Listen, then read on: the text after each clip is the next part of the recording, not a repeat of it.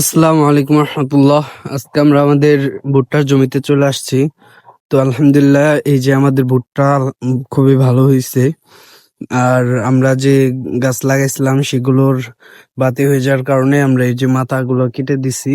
Normally ভুট্টা গাছগুলো এরকম থাকে, তো আমরা মাথা কেটে দিছি কারণ ভুট্টা ক্ষেতের মধ্যে অতিরিক্ত গরম, হ্যাঁ, ভুট্টা ভাঙা যায় না, এই কারণে আমরা কেটে দিছি। আর এই যে কিছু রয়েছে, এগুলো আমরা আজকের মধ্যে কেটে দিব ইনশাল্লাহ। তো এই যে দেখতে পাচ্ছেন আমাদের ভুট্টার জমি, এইখান থেকে আমরা খুব তাড়াতাড়ি আশা করা যায় ভুট্টা ভেঙে নিব। তো এই যে অবস্থা দেখেন, হ্যাঁ, এই যে ভুট্টার খুব সুন্দর কালার হয়েছে এবং ভুট্টাগুলো বাতি হয়ে গেছে। তো আমরা খুব তাড়াতাড়ি এগুলা কেটে নিয়ে যাব। তারপরে আমরা এগুলো ভাঙাবো, কিভাবে প্রসেস করি, কত টাকা বিক্রি করি, কিভাবে সবকিছু আপনাদের দেখাবো। তো আমরা এই জমিতে চলে আসছি, যেহেতু গরম অনেক, এই কারণে মাথাগুলো কাটা হয়েছে। তো আমরা এই জমিটা আজকে দেখতে আসলাম যে কেমন হয়েছে কি। হ্যাঁ, তো এখন আমরা যাব আমাদের আরেকটা জমিতে, যেখানে আমরা তিল বুনছি, ওই জমিগুলো দেখতে যাব। আর এই যে আমাদের আর একটা ভুট্টার জমি, এই জমিতে ঝড়ের কারণে এই যে ভুট্টা গাছগুলো পড়ে গেছে। হ্যাঁ, তো এগুলো ভাঙতে একটু অসুবিধা হবে। তো এখন যা হয়েছে তাতে এটা তো আর কারো হাত না, আল্লাহ তাআলা ভালো কোনো ভাবেই ভালো হবে এই জন্য এটা করছে।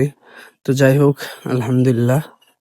আর এই যে দেখুন, এইদিকে এই যে আরেকটা জমি আরেকজনের, এটা আমাদের না। এই জমিতে যে ভুট্টার মাথা কেটে দিছে, এভাবে করলে ভুট্টা তাড়াতাড়ি পেকে যায় আর ভুট্টার ফলনটাও খুব ভালো হয়। আর এই যে এটা আমাদের তাল গাছ। তো ভালোই ২টা-৩টা তালও আছে। এখন তো সিজন না, তারপর এটা ১২ মাসে তাল গাছ, এখানে সবসময় তাল থাকে। চলুন আমাদের তিলের জমিতে যাই, দেখি কেমন হইছে। তো যাওয়ার সময় সামনে একটা সাপ পড়ছিল, দেখে আমি খুবই ভয় পাইছিলাম। তো হঠাৎ করে পায়ের সামনে চলে আসছে, তো এটা দেখে যে কেউ ভয় পাবে। তো খুবই বিষধর সাপ, ভয় পাওয়াটাই স্বাভাবিক। তো এই মুহূর্তে আমরা আমাদের তিলের জমিতে চলে আসছি। এই যে এটা হচ্ছে আমাদের তিলের জমি। এইখানে মোট ৯৫ শতকের মতো জমি আছে, অর্থাৎ ৩ একর জমি আছে এইখানে। তো এই যে আমরা যে তিল বুনে গেছিলাম, তিল জ্বালাইছে। হ্যাঁ, এটা আমরা সর্বশেষ বুনছিলাম যে জমিটা, ওইটা। আর বাকিগুলোতে আমরা এখন যাব, গিয়ে দেখে আসবো যে ওইগুলোর কি অবস্থা। তো চলেন যাই। তো এই যে আমরা আমাদের তিলের জমিতে তিল দেখতে আইসা একটা জিনিস দেখে খুবই খারাপ লাগলো। যদিও আমাদের না, তবেও যে মানুষের হইছে এটা তো তার জন্য খুবই ক্ষতিকারক। এই যে দেখেন কত বড় জমিটা তার, পুরোটাই ভুট্টা ছিল, পুরোটা ঝড়ের কারণে ভেঙে পড়ে গেছে।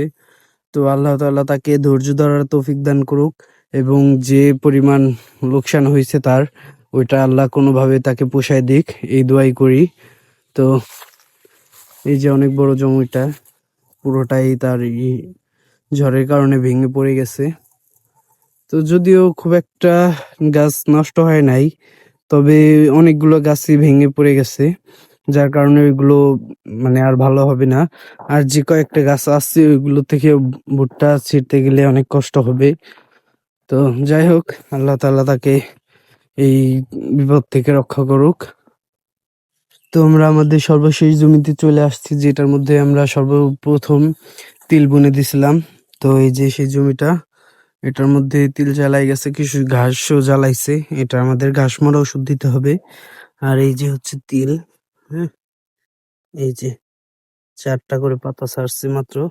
তো আমরা সারও দিয়ে দিব, আর ঘাস মারার জন্য কিছু ওষুধ দিব আগে, তারপর আমরা এটার মধ্যে সার দিয়ে দিব। তো যাই হোক, এই ছিল আজকে আমাদের ভিডিও। সবাই আমাদের জন্য দোয়া করবেন, আর আমাদের ফসলে যাতে বরকত হয় সেই জন্য দোয়া করবেন। আসসালামু আলাইকুম রহমতুল্লাহ।